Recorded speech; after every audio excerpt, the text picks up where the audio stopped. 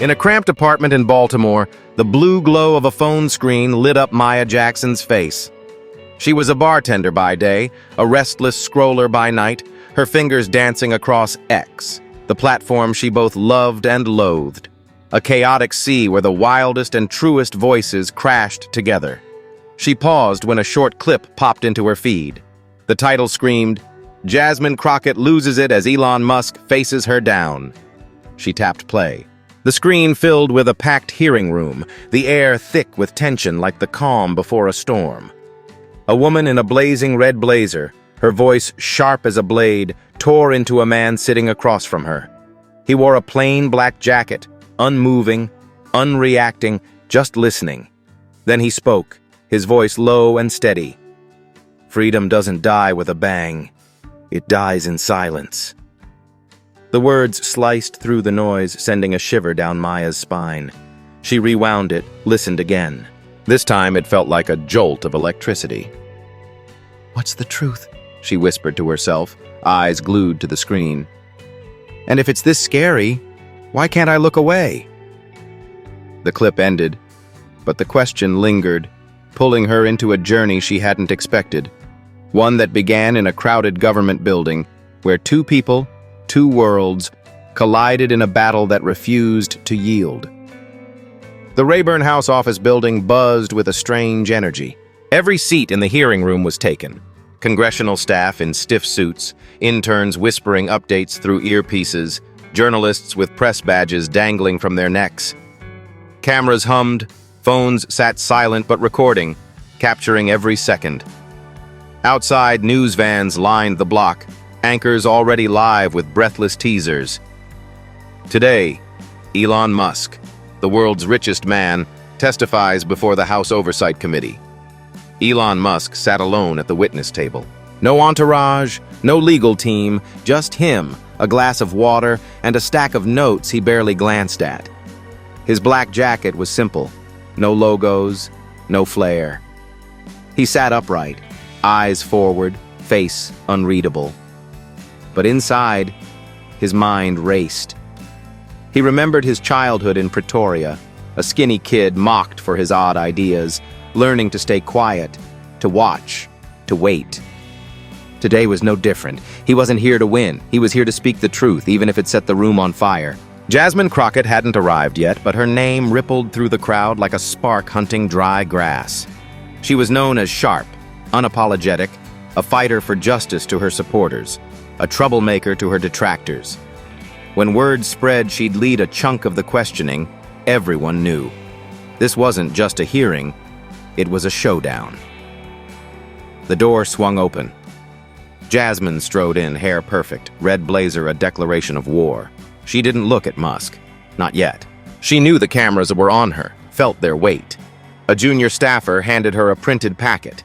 She gave it a glance, but her eyes were already locked on the man across the room. Musk watched her, too. Not intimidated, just curious. Where's she going to strike from? He wondered. The chairman banged the gavel.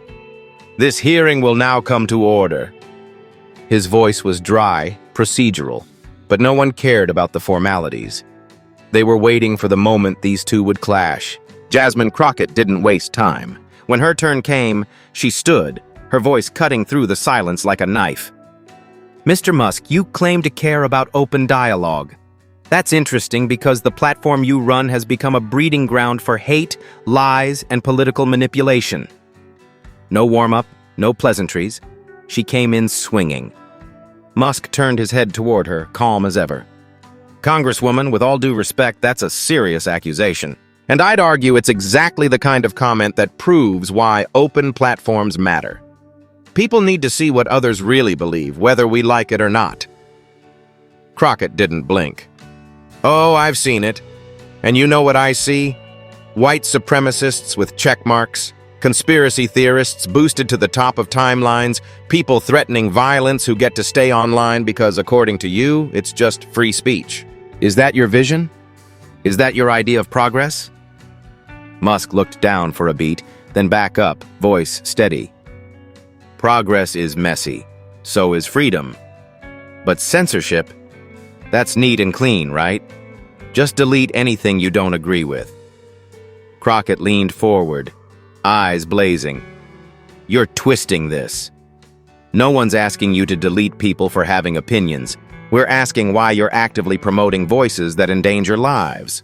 Hate speech isn't the same as free speech, or don't you see the difference? Murmurs rippled through the room.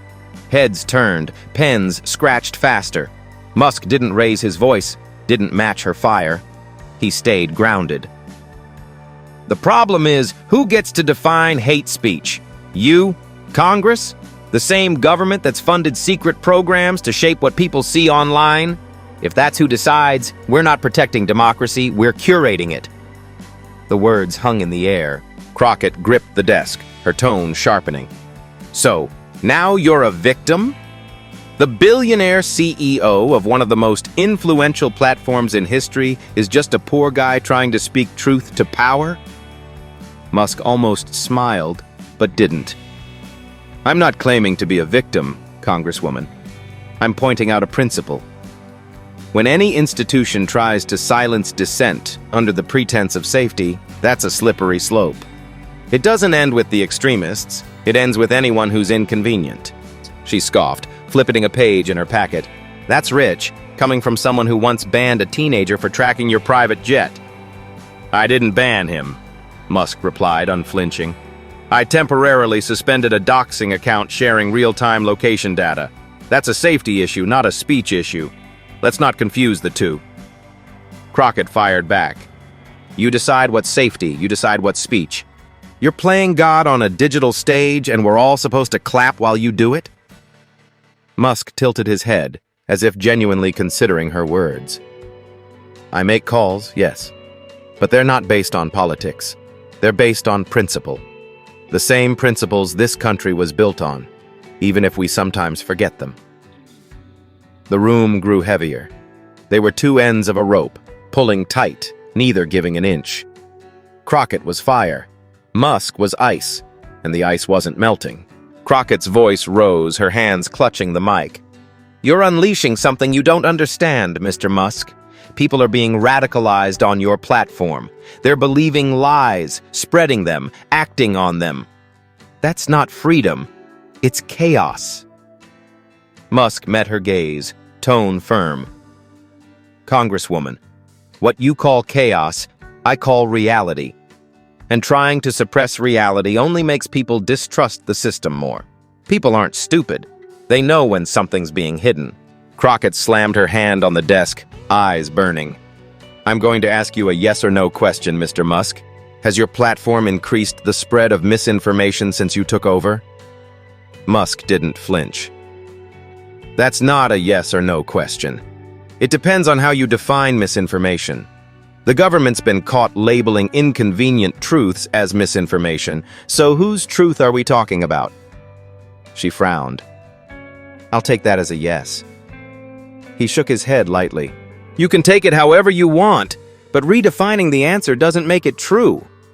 Someone snorted in the back. Journalists scribbled harder. Crockett wasn't smiling. You've created a platform where people feel entitled to say the most disgusting, vile things, and they feel protected doing it because you've made it clear there's no referee, no boundaries. Just chaos. Musk tilted his head. And yet millions still come, because it's the last place they can speak without being filtered through layers of government-approved talking points. She narrowed her eyes. Do you know how reckless that sounds? No, he said, calm. It sounds honest. A brief silence stretched out, tension multiplying. Crockett took a breath, but it came out like a frustrated sigh. You're making yourself a martyr, Mr. Musk. But the truth is, you're just another rich man who bought a megaphone and now wants to call it a revolution. Musk leaned forward slightly, locking eyes with her for the first time. Congresswoman, I didn't buy a megaphone. I bought a battlefield where both sides get to speak. Her mouth twitched, caught between disbelief and fury. She came back fast. You allow accounts pushing conspiracy theories about elections, vaccines, school shootings, real tragedies that have devastated families. You let people turn those tragedies into content. I also allow people to question institutions. Musk replied. Because when they silence questions, trust breaks. Not everyone speaking is right, but everyone silenced might have been. Her voice turned cold. You sound like a man who's never lost someone because of lies. He paused, the first flicker of hesitation. I've lost a lot, but I've never lost the ability to think for myself. And I won't take that from anyone else. The room stirred. Some leaned back, others exchanged glances. Crockett flipped to the next page in her notes, voice rising again. You say this is about principles, but let's be honest. You love the attention. The chaos benefits you. The headlines, the controversy, it's good for your brand. Musk didn't answer right away. He just looked at her, then said, If I wanted applause, I wouldn't be sitting here. Crockett gripped her microphone like it might slip away, her voice edged with steel. So let me get this straight. You're just a humble guy sitting in the chair of power, telling everyone else how to interpret reality? Musk raised an eyebrow. No. I'm someone who built a platform and said, Speak your mind. That's very different. She shook her head, almost laughing. You're playing semantics, Mr. Musk. You claim neutrality while your algorithms amplify the worst voices, because outrage pays, doesn't it? I don't run the algorithms for outrage, he replied. I adjusted them to reduce manipulation. And as for the worst voices, the worst ones are the ones people try hardest to silence. Her tone turned mocking. That's poetic. Do you write these lines before bed? Or do they just come to you while dodging accountability? Musk didn't respond immediately.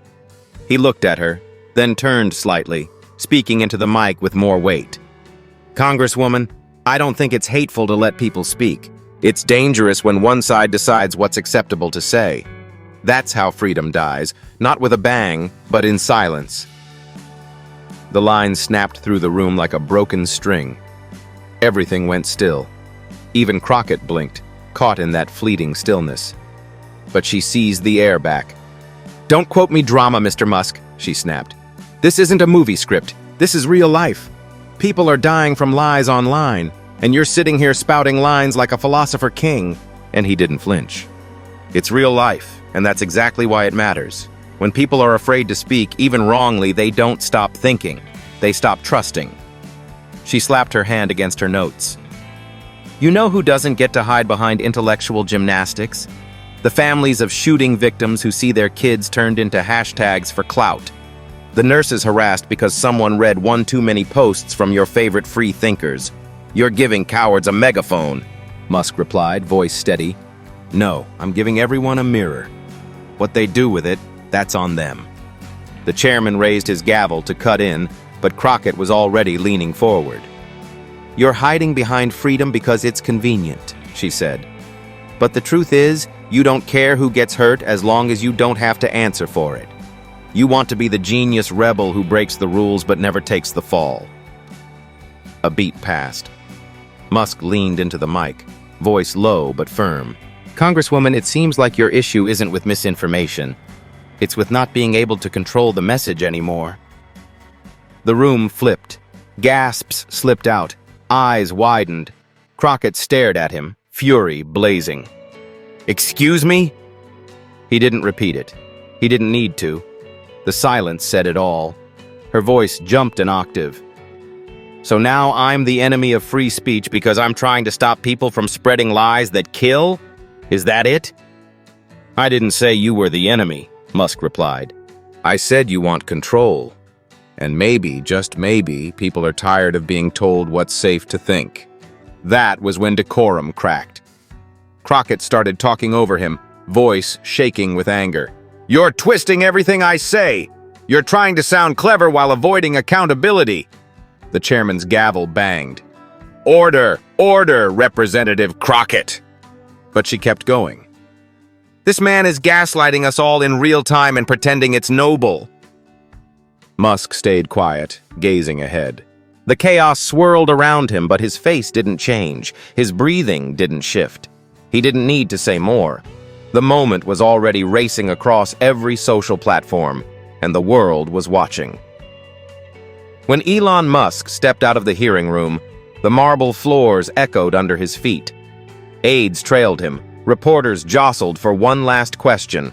But he didn't stop, didn't rush, just walked like someone who knew this wasn't over but wasn't afraid of what came next. Inside, Crockett sat still, jaw tight. Papers spread before her like they might explain why she didn't feel victorious.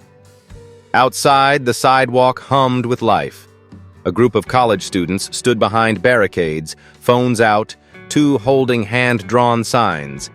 Free speech isn't optional, and platforms aren't publishers. A reporter shoved a mic forward. "Mr. Musk, do you regret anything you said in there?" He paused, meeting the man's eyes. "No. If I regret anything, it's that we're having this conversation so late." By midday, the confrontation was everywhere. News networks, local stations, X itself. A podcaster captioned a clip. He didn't raise his voice. He didn't need to. It hit millions of views in hours. The public split. Some praised Crockett's fire. Others said she proved Musk's point, that shouting louder doesn't make you right. What made it stick was Musk's stillness.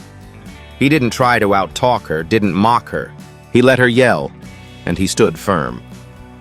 It unsettled people, each in their own way. Back in Baltimore, Maya couldn't shake the hearing. She opened her laptop, digging into X, Musk, Crockett. She found a hidden group spreading lies about a recent shooting, words that made her skin crawl. But she also saw others, everyday users, fighting to expose the truth, despite the hate thrown their way. If I had a mirror like Musk said, what would I see? She wondered. She decided to find out. She posted on X. Just watched Musk and Crockett go at it. Who's right? I don't know, but I want the truth, however ugly. A few likes trickled in, then comments. One read, "Truth is, Musk's destroying society." Another, "No, Crockett's the one who wants to control you."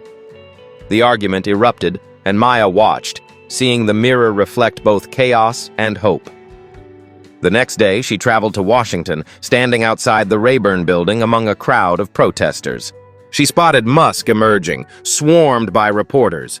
She shouted, "If I lied and hurt someone, would you ban me?" He turned, finding her through the throng. "No, but I'd let everyone see who you are." He nodded faintly, then walked on. That night, on a Tesla rooftop in Fremont, Elon Musk stood alone, staring down at a city aglow with lights. He thought of Maya's question, Crockett's accusations, the losses he'd carried, and what he still fought to hold. "Am I guarding the truth or just building a new monster?" he asked himself. In Washington, Jasmine Crockett sat in her office, drafting a new speech. She remembered her brother, lost to a fake cure peddled online. Tears fell, but she wiped them away, resolve hardening. Back in Baltimore, Maya posted one last time. "The truth is scary, but silence is scarier." She shut off her phone, gazing out her window. The night was dark, but she felt a small spark, not from answers, but from daring to ask. And somewhere, amid it all, the truth stood waiting, silent but unshaken.